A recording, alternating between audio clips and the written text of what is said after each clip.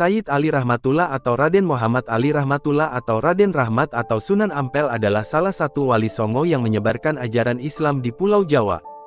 Tak hanya dikenal sebagai pendakwah, Sunan Ampel juga dikenal sebagai pembina pondok pesantren pertama di Jawa Timur. Sunan Ampel juga dijuluki sebagai guru para wali, anak dan menantu mengikuti jejak dakwahnya yaitu Sunan Bonang, Sunan Derajat dan Sunan Giri. Sunan Ampel berdakwah dengan cara damai dan jauh dari kekerasan, namun filosofi yang diajarkan dapat menyadarkan masyarakat untuk hidup dengan jalan yang benar.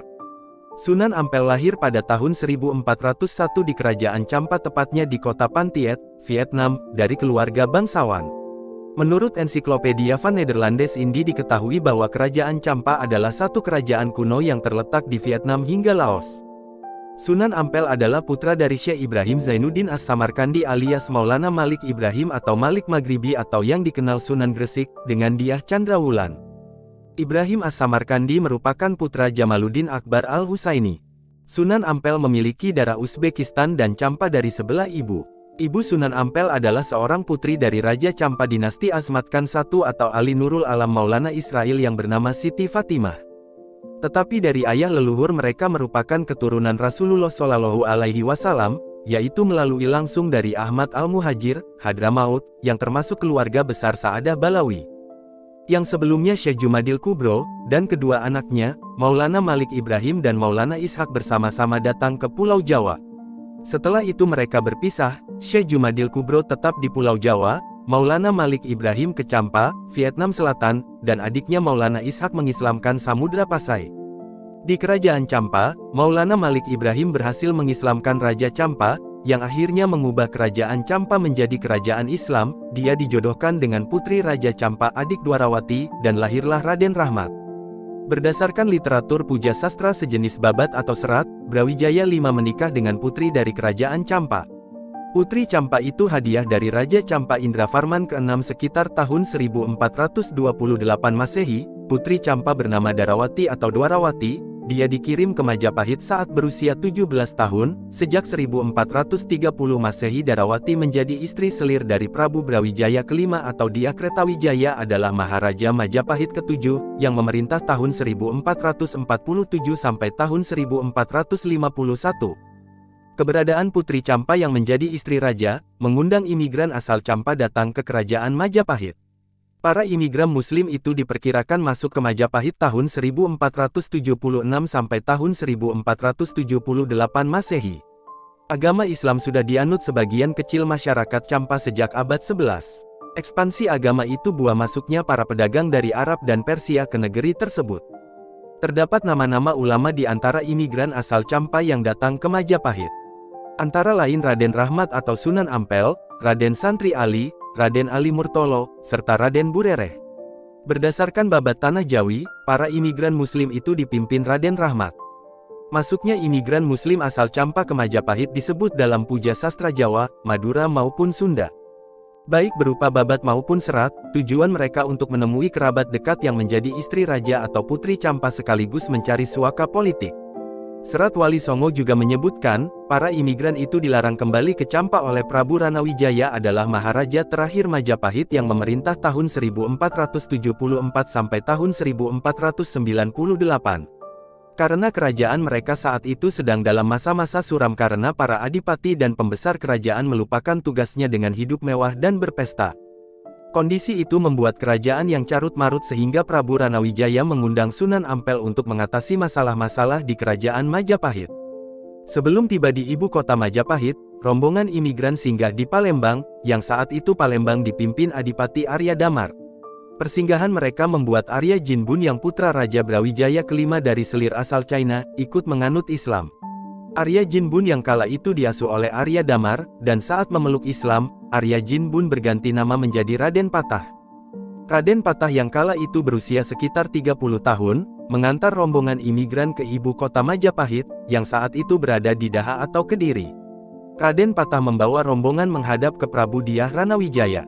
Sesampai di kota Majapahit, ternyata Putri Champa yang akan mereka temui meninggal di usia muda, yaitu usia 35 tahun pada 1448 Masehi atau 1370 Saka. Mereka berencana untuk kembali ke Champa, tapi dilarang Raja Ranawijaya. Atas lobi politik Raden Patah, mereka diberi tempat tinggal oleh raja. Kedatangan imigran Muslim asal Campa itu membuat Prabu Ranawijaya menggagas pendirian masjid. Dia berharap daerah pesisir seperti Surabaya, Gresik dan Tuban menjadi lebih ramai dikunjungi pedagang Muslim lainnya, sehingga memberi keuntungan ekonomi bagi Majapahit. Oleh Raja Ranawijaya, Raden Rahmat ditempatkan di Surabaya, sedangkan Raden Santri Ali ditempatkan di Gresik. Raden Rahmat lantas ditunjuk menjadi imam masjid di Ampel Denta sehingga dijuluki Sunan Ampel. Dia menikah dengan Nyi Ageng Manila, putri Adipati Tuban Arya Teja. Dia lalu diangkat menjadi Adipati Surabaya menggantikan kakek istrinya, Arya Lembu Sora yang meninggal. Sunan Ampel memiliki 2 orang istri. Istri pertama adalah Dyah Chandrawati alias Nyai Ageng Manila. Beliau memiliki putra dan putri yang bernama Maulana Mahdum Ibrahim atau Raden Mahdum Ibrahim atau Sunan Bonang atau Bongang, Syarifuddin atau Raden Kasim atau Sunan Derajat, Siti Syariah atau Nyai Ageng Maloka atau Nyai Ageng Manyuran, Siti Mutmainah, dan Siti Hafsah. Sementara istri kedua adalah Dyah Karimah binti Ki Kembang Kuning, memiliki putra dan putri yang bernama Dewi Murtasia atau istri Sunan Giri, Dewi Asyika atau istri Raden Patah, Raden Husamuddin atau Sunan Lamongan, Raden Zainal Abidin atau Sunan Demak, Pangeran Tumapel atau Pangeran Lamongan atau Sayyid Maulana Hamzah, ayah dari Sunan Tembayat, dan Raden Faki atau Sunan Ampel II. Sunan Ampel membangun masjid sebagai pusat ibadah dan dakwah, serta membangun pesantren. Beliau juga meminta Raden Patah membuat masjid besar di Demak, dan Raden Patah pun melaksanakan perintah tersebut tahun 1479 Masehi atau 1401 Saka. Saat itu Raden Patah menjabat sebagai Pecat Tondo atau Adipati di Bintoro. Dia menikahi adik kandung Raden Rahmat, Nyi Ageng Maloka. Sunan Ampel berdakwah ke pelosok negeri, mulai dari Madura hingga Bima. Beliau termasuk salah satu pendakwah yang sangat cerdas karena beliau memiliki beragam cara dalam berdakwah, seolah tidak pernah kehabisan akal dalam berdakwah. Metode dakwah Sunan Ampel dengan membangun jaringan kekerabatan yang luas. Beliau melakukan upaya akulturasi dan asimilasi dari aspek budaya pra-Islam dengan Islam agar lebih mudah diterima masyarakat. Salah satu cara dakwahnya Sunan Ampel yang masih dikenal hingga kini adalah falsafah, moh limo, yang artinya tidak melakukan 5 hal tercela. 5 perkara itu yang diajarkan dalam falsafah, moh limo, adalah moh main atau tidak mau berjudi, moh ngombe atau tidak mau mabuk, moh maling atau tidak mau mencuri, moh madat atau tidak mau menghisap candu, moh madon atau tidak mau berzina. Penerapan ajaran dasar ini bukan tanpa alasan. Di masa itu, kebanyakan masyarakat Jawa menganut animisme, yaitu kepercayaan terhadap makhluk-makhluk halus dan roh gaib.